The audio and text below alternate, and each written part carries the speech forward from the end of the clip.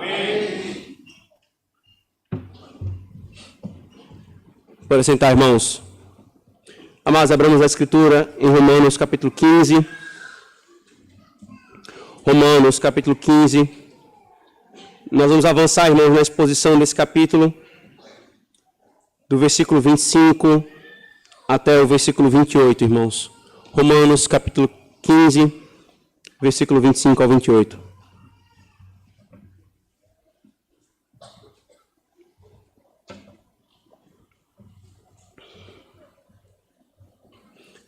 Diz assim a palavra do Senhor, irmãos.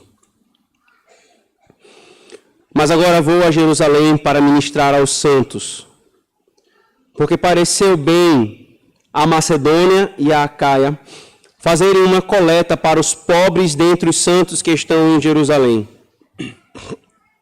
Isto lhes pareceu bem, como devedores que são para com eles.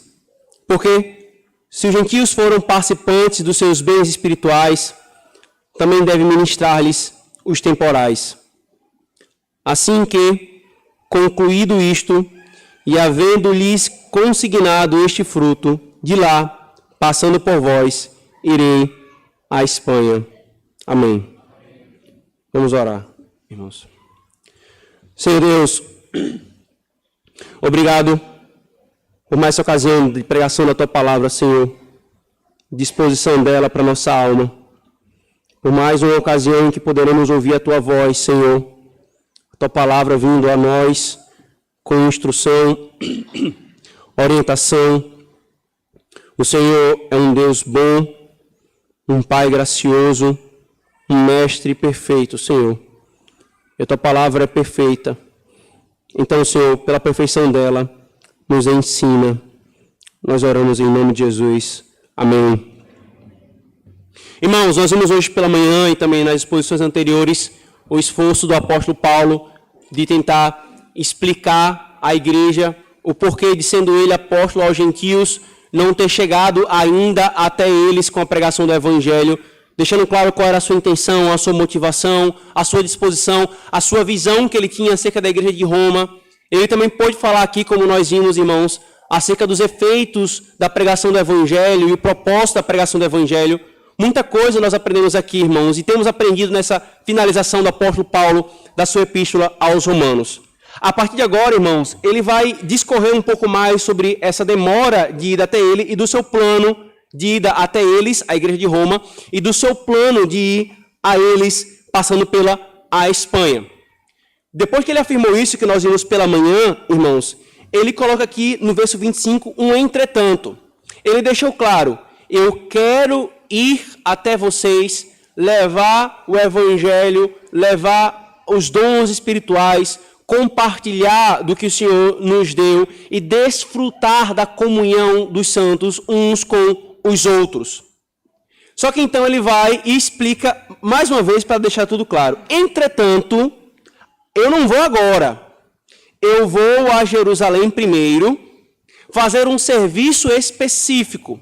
Depois que esse serviço for prestado, eu voltarei e então poderei ir a vocês. E é sobre esse serviço, irmãos, que nós vamos considerar aqui agora, nesse texto, irmãos. Mais uma vez, da porção, o ensino da parte do Senhor para nós. Veja, por favor, o versículo 25 mais uma vez. Entretanto, agora vou a Jerusalém para servir aos santos, porque pareceu bem a Macedônia e a Acaia fazer alguma oferta comunal para os pobres dentre os santos que estão em Jerusalém. A primeira coisa que nós aprendemos aqui, irmãos, tem a ver com o serviço diaconal. O apóstolo Paulo, irmãos, ele deliberadamente usa a palavra aqui para servir. Entretanto, agora vou a Jerusalém para servir aos santos. A palavra que ele escolhe aqui não é outra senão a da qual nós derivamos a palavra diáconos, ou diácono, a palavra do ofício diaconal. Todos os ofícios, irmãos, na igreja, todos os ofícios, eles têm as suas palavras tiradas do uso comum. Então, o diácono é o servo voluntário. Pegou-se essa palavra e aplicou ao ofício de diácono na igreja. O presbítero é aquele que o ancião, o sábio, aquele que em Israel julgava as causas. Tirou-se esse termo comum para o uso específico. O apóstolo é o enviado, é o que significa a palavra apóstolo, enviado. Tirou-se do uso comum para o uso específico.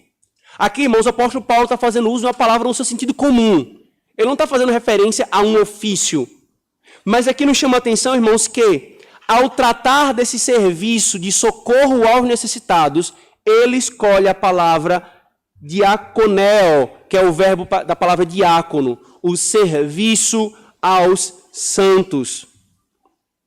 Nós lembramos, irmãos, que quando a igreja iniciou sob a nova aliança, os apóstolos eles detinham todos os ofícios. Os apóstolos eles eram os presbíteros, os apóstolos eles eram os diáconos, os apóstolos eles atuavam como profetas, mas tão logo o tempo foi passando, os ofícios foram se separando dos apóstolos. Mas aqui nós encontramos o apóstolo exercendo o serviço diaconal, irmãos. De forma que nós aprendemos que o socorro aos necessitados e a administração das ofertas da igreja é um dever dos diáconos. O que foi afirmado em Atos 6, o que o apóstolo faz menção em outras epístolas, aqui é mencionado na prática ao ele agir como tal, como um diácono, levando ofertas de uma igreja ou de um grupo de igrejas para um grupo de outras igrejas em outra região. Um detalhe interessante, irmãos, é que essas ofertas que Paulo faz referência aqui foram mencionadas em Atos. Venha comigo para Atos 11. Só para que os irmãos... por exemplo, é esse tipo de detalhe que os teólogos bíblicos eles procuram para, por exemplo, datar uma epístola. Eventos que se correspondam em várias epístolas ou em vários textos para poder mostrar mais ou menos qual é a ordem cronológica. Atos 11, 29. E os discípulos determinaram mandar, cada um conforme o que pudesse, socorro aos irmãos que habitavam na Judeia. É o mesmo conceito, é a mesma ideia aqui, o mesmo evento. Capítulo 24, por favor, versículo 17. O mesmo ímpeto aqui é descrito, irmãos.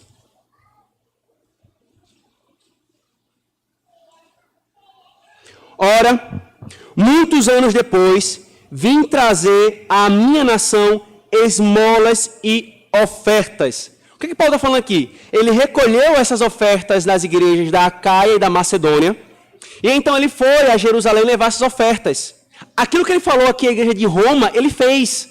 Ele levou, e o livro de Atos nos descreve isso.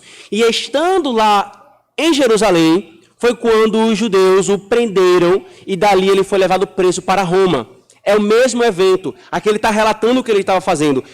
Muitos anos depois, eu voltei a Jerusalém e trouxe à minha nação as ofertas que a igreja gentílica deu aos crentes dessa região. Portanto, irmãos, nós precisamos compreender que o serviço diaconal é um serviço necessário para a igreja de Cristo. Se assim não fosse, o apóstolo não dedicaria tempo com esse tipo de serviço. Ele o fez para o bem do corpo de Cristo. Assim como ele é apóstolo aos gentios, um ofício específico dele, ministro do evangelho, pregador do evangelho, e como pregador ele é Cristo pregando ao povo, assim também os diáconos, quando recebendo da igreja as ofertas e os dízimos, os administra sabiamente, eles são o braço de Cristo servindo ao seu próprio povo, servindo a sua igreja, irmãos. Essa é a primeira lição, a primeira aprendizagem que nós temos aqui, irmãos, nesse texto. Agora, a segunda, queridos, vem para a ideia e a visão das ofertas e dos dízimos que nós devemos ter. A segunda coisa aqui, irmãos, é que as ofertas são expressão da nossa comunhão uns com os outros. O apóstolo Paulo afirma que ele não vai agora para Roma, porque ele primeiro tem que ir a Jerusalém servir diaconalmente os crentes daquela região, levando as ofertas que ele recebeu. Mas recebeu de quem? Dos crentes que estavam na Macedônia e na Acaia. Aqui ele faz uma metonímia, certo, irmãos? Porque pareceu bem a Macedônia e a Acaia ele toma aqui as regiões pelas pessoas, pelos crentes que habitam nessas regiões. Só que o detalhe que eu quero destacar aqui, irmão, nesse segundo ensinamento, é a maneira como Paulo chama as ofertas. A ACF, queridos, ela traduz assim: a Macedônia e a Caia fizeram uma coleta. Outras versões colocam uma oferta fraternal. E aí tem várias contribuições, tem vários tipos de traduções específicas. Curiosamente, irmãos, a palavra que o apóstolo Paulo usa aqui é uma palavra que provavelmente você já a ouviu. Ela é muito comum no meio evangélico, chamada koinonia, que significa comunhão. E é interessante isso. O apóstolo Paulo diz que a Macedônia e a Acaia fez uma comunhão, basicamente é a palavra usada aqui. Por que ele usa uma palavra, irmãos, que está associada à comunhão aqui? Ele está falando de ofertas, esse é o contexto aqui do texto, é o que a gente sabe na narrativa de Atos, é provisão financeira, é socorro aos necessitados. Por que ele opta pela palavra comunhão? Eu optei por traduzê-la por oferta comunal. Por que isso? A palavra koinonia, irmãos, ela também pode ser traduzida por colaboração, cooperação e participação. E ainda assim não é traduzida por oferta. O apóstolo Paulo, irmãos, quis usar essa expressão aqui, inspirado pelo Espírito, irmãos, para que aprendamos que a prática dos dízimos e das ofertas, que são os recursos de onde se extrai também o socorro aos necessitados, além da obediência ao Senhor, é uma expressão de nossa comunhão. É uma expressão de nossa comunhão, queridos. Isso é tão importante, irmãos, na nossa visão sobre a comunhão dos santos, que a Confissão de Fé, no capítulo 26, na seção 2ª, ela cita justamente este fato, que na comunhão dos santos, faz parte da comunhão dos santos, nós servirmos mutuamente com os dons que o Espírito nos deu, nos reunirmos em santa congregação. Então, aqui está a comunhão dos santos, aqui está a comunhão dos santos, nós vamos partilhar do mesmo pão, nós estamos adorando ao mesmo Deus, cantando os mesmos salmos, professando a mesma fé. Aqui é uma expressão da comunhão. E a confissão vai em resumo: e socorrer mutuamente uns aos outros. Porque isto é uma expressão da comunhão dos santos, irmãos. Quando Lucas vai descrever a maneira como a igreja lidava com a comunhão, lá em Atos capítulo 2, versículo 44 e 45, o que é que ele destaca? Dentre várias coisas que ele destaca, ele fala sobre o socorro que eles davam uns aos outros. A mesma coisa João fala em 1 João capítulo 3, 17. E Paulo dedica quase que 2 capítulos em Coríntios para falar sobre a expressão de amor e de comunhão que há em um crente a quem Deus dá condição financeira, sendo fiel e zeloso nas suas ofertas para com a igreja como uma expressão de amor, queridos. Então, nesse segundo ensino sobre a oferta como expressão de comunhão, irmãos, nós precisamos aprender essa coisa básica. Os dízimos e ofertas, além da nossa obediência ao Senhor, é uma expressão de amor, uma expressão da nossa comunhão.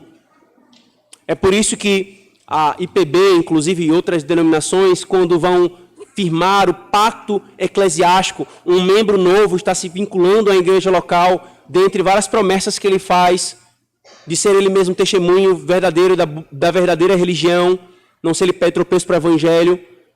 O testemunho, o juramento de ele ser submisso ao ensino da palavra de Deus e à condução e pastoreio dos oficiais nessa igreja local, ele também se compromete em manter o trabalho, na graça que o Senhor lhe der, com os dízimos e ofertas, porque isso é a expressão da comunhão dos santos, irmãos.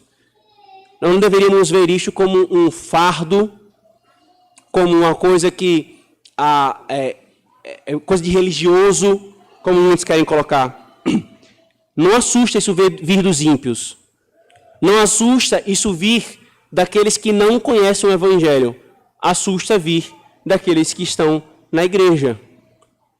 Paulo chama essa oferta de comunhão, literalmente a palavra é, para expressar a ideia de que participar da necessidade e da miséria do outro é participar em comunhão, queridos. Mas não apenas isso nós aprendemos aqui nesse segundo tópico. Paulo faz, irmãos, aqui um joguete de palavras que no grego fica claro e no português se perde um pouco, mas a gente vai destacar isso aqui para os irmãos. Há um joguete de palavras aqui, irmãos, para que fique ainda mais claro a ideia de comunhão que nós temos uns com os outros, associados não só à oferta, mas a algo muito além disso. Veja, por favor, versículo 27.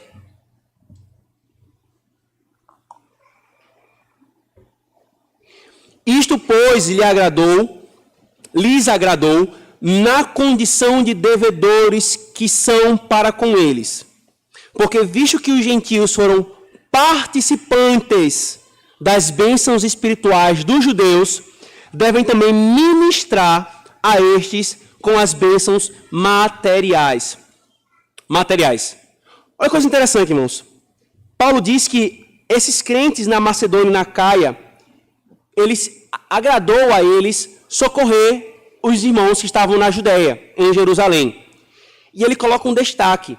Na condição de devedores que são. Na condição de devedores. Devedores? Como é que a igreja gentílica era devedora da igreja de Jerusalém? Em um aspecto ele vai destacar. Por que eles são devedores?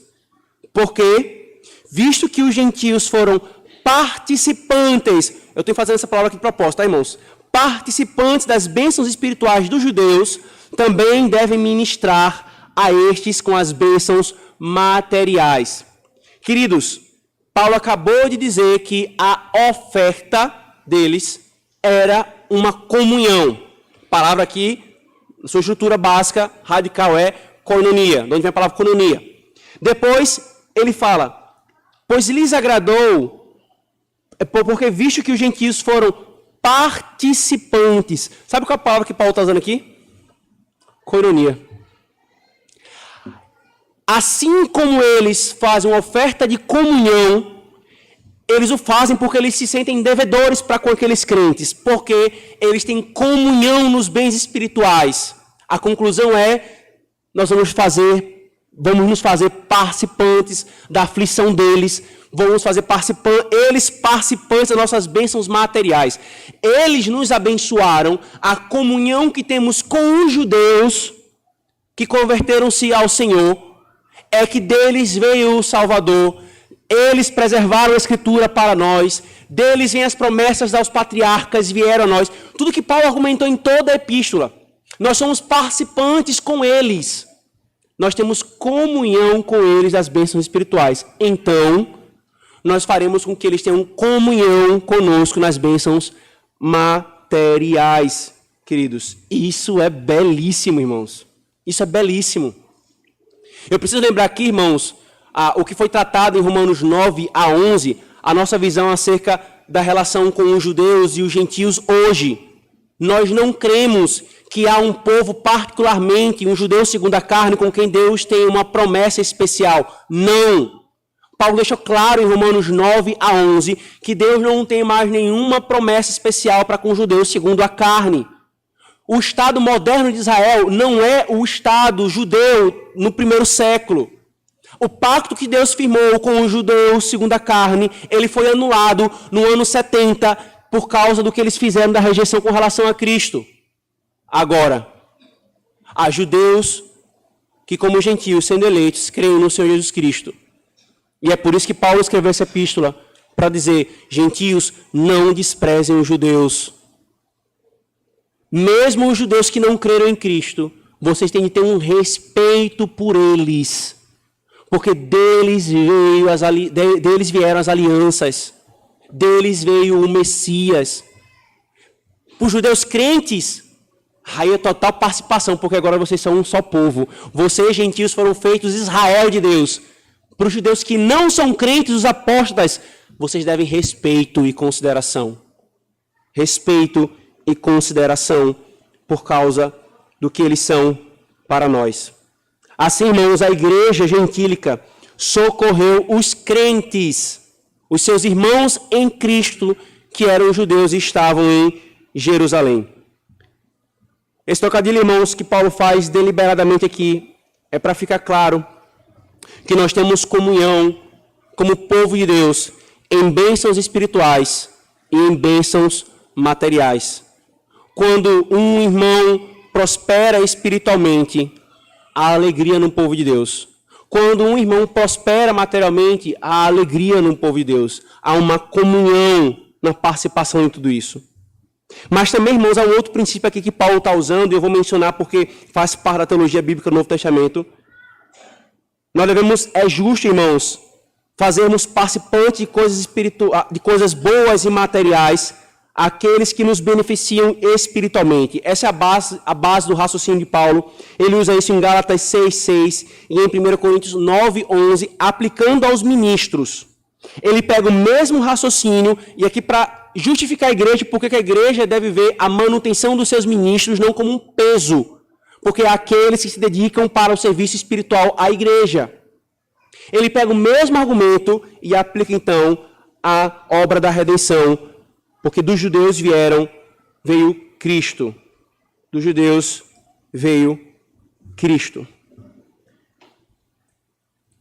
A terceira coisa que nós aprendemos aqui, irmãos, portanto, é sobre a oferta como um fruto espiritual.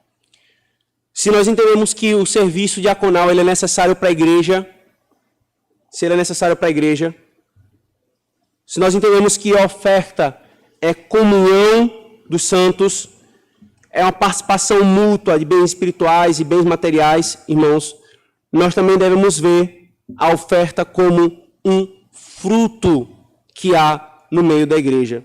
Uma igreja zelosa e dedicada a isto é uma igreja que frutifica. Olha a linguagem que Paulo usa.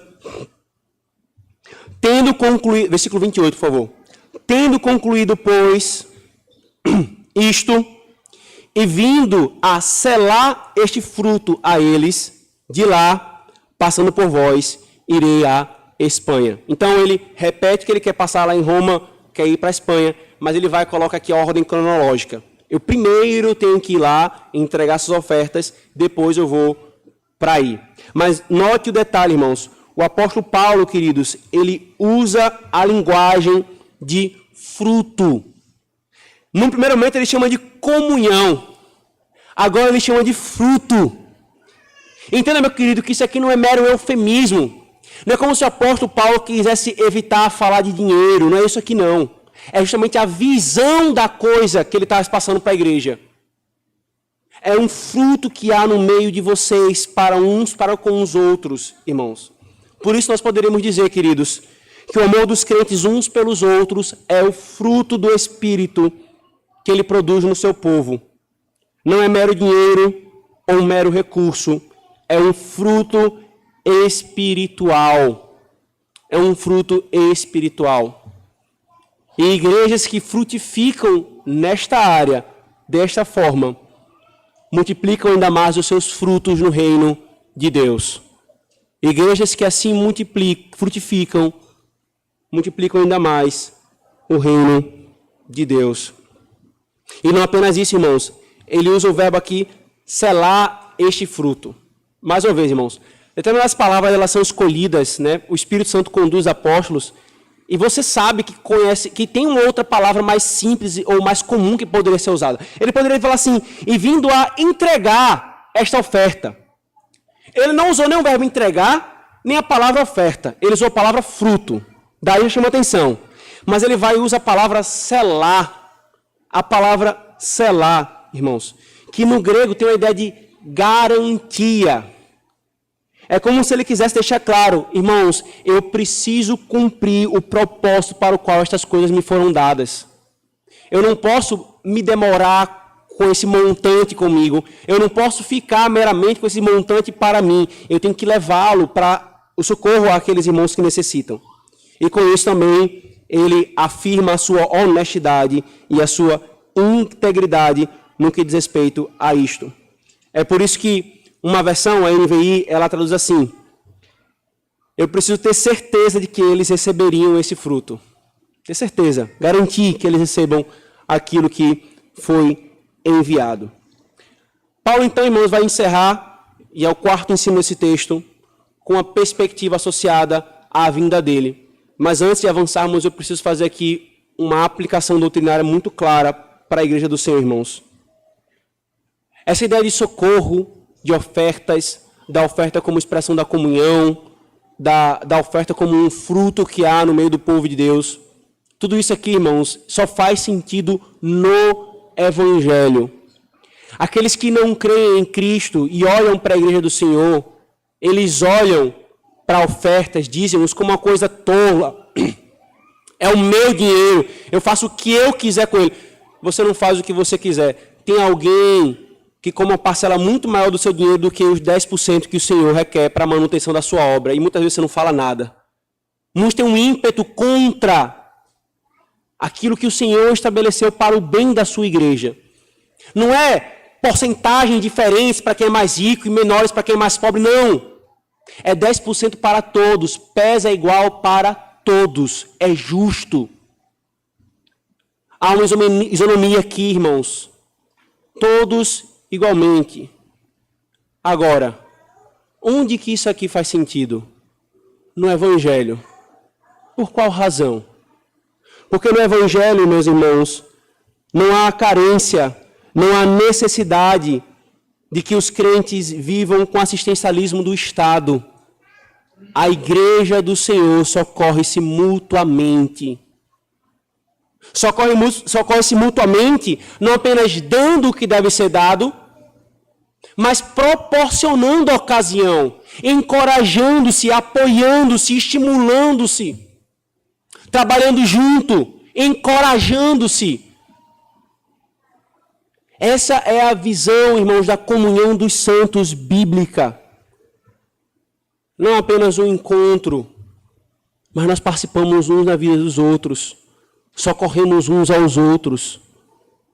Onde a igreja do Senhor é forte, um Estado totalitário que queira abocanhar aquilo que Deus não lhe deu, perde força. Porque a igreja faz o que ela foi chamada a fazer. Ela não foi chamada a fazer mera assistência social, não. Ela foi chamada a servir mutuamente no socorro dentro das suas forças, do que é necessário. Na igreja do Senhor, nós não precisamos de assistencialismo do Estado. Assim, quando o Estado de Roma apenas tirava e nada dava, quem se suportou mutuamente no contexto de pobreza foram os crentes. Os crentes se apoiaram mutuamente uns aos outros. Isso, meu querido, é uma bênção do Evangelho. Isso incomoda corações carnais. De um lado, corações que querem transformar a igreja como numa instituição social. Ela não é. No outro, que querem colocar um Estado agigantado e aí perde força. Que perca. A comunhão dos santos é bela, é poderosa. Ela vem como um fruto do Espírito no coração de homens e mulheres que outrora eram egoístas. Agora são generosos. E se apoiam mutuamente. E se socorrem uns aos outros dentro das suas forças e capacidade. Essa é a comunhão dos santos. Aqueles que não creem no Senhor, não tendo isso, buscam em suas sociedades secretas apoio, buscam quem ouve, quem entenda o que eu estou me referindo, busca apoio em estruturas estatais, em todo tipo de coisa. Mas a igreja do Senhor recebeu do Senhor orientação para se amar em comunhão, associado também a isso, irmãos. E então, por último, irmãos, o apóstolo Paulo conclui dizendo, versículo 29, bem sei que quando for visitar-vos, chegarei na plenitude da bênção de Cristo. Bem sei que quando for visitar-vos, chegarei na plenitude da bênção de Cristo. Vem comigo para Romanos capítulo 1. Paulo já havia falado algo sobre isso, lá no capítulo 1. Capítulo 1, versículo 11, irmãos.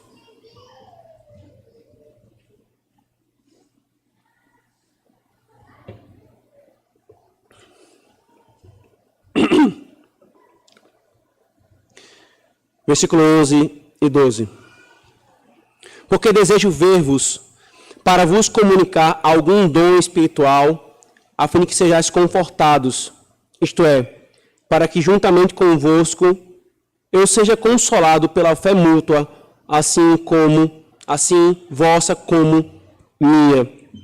Irmãos, quando o apóstolo Paulo diz, sei que quando for visitar-vos chegarei na plenitude da bênção de Cristo, irmãos, ele expressa a sua convicção de que a bênção do Senhor estaria sobre aquela igreja e sobre ele, e que desse encontro haveria muitos frutos mútuos. Essa expectativa quando a igreja se encontra é a expectativa de frutos e frutificação. É a expectativa de frutos e bens espirituais uns para com os outros. Por isso, John Moore disse, os termos indicam que ele chegaria em Roma, possuindo a plenitude da bênção de Cristo. Isso demonstra a confiança da presença habitadora de Cristo, na plenitude de sua graça e poder. E constitui igualmente a chave para a ousadia com que Paulo planejará a sua viagem até a capital do Império e aos seus limites mais ocidentais. Plenitude de Cristo. O apóstolo esperava isso ao se encontrar com aqueles crentes. Assim, irmãos, nós expectamos e esperamos, quando a igreja do Senhor se encontra, a ver e desfrutar da plenitude de Cristo. Quer seja a plenitude de Cristo nos seus salmos, quer seja a plenitude de Cristo no seu sacramento, quer seja a plenitude de Cristo na sua palavra. Essa é a expectativa do povo de Deus, irmãos.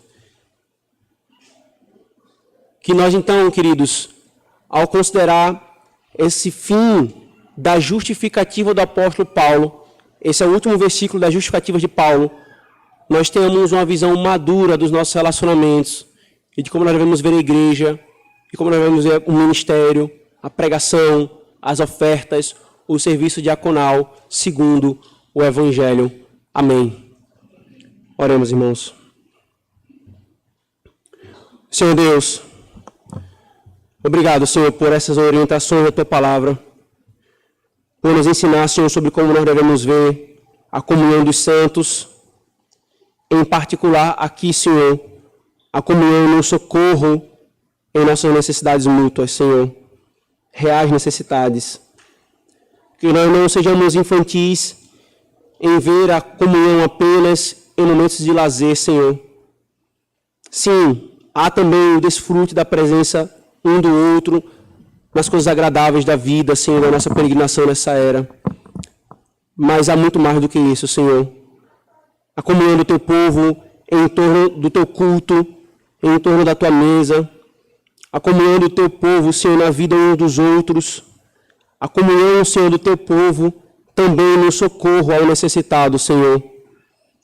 E que isso seja, Senhor, algo verdadeiro em nós, para que possa ser silenciada, Senhor, a boca do inimigo, para que possa, Senhor, ser silenciada aqueles, Senhor, que procuram, Senhor, tiranizar homens com base nisso, Senhor. Que haja amor e fruição e fidelidade nisso de nossa parte, Senhor. Nós oramos em nome de Jesus. Amém.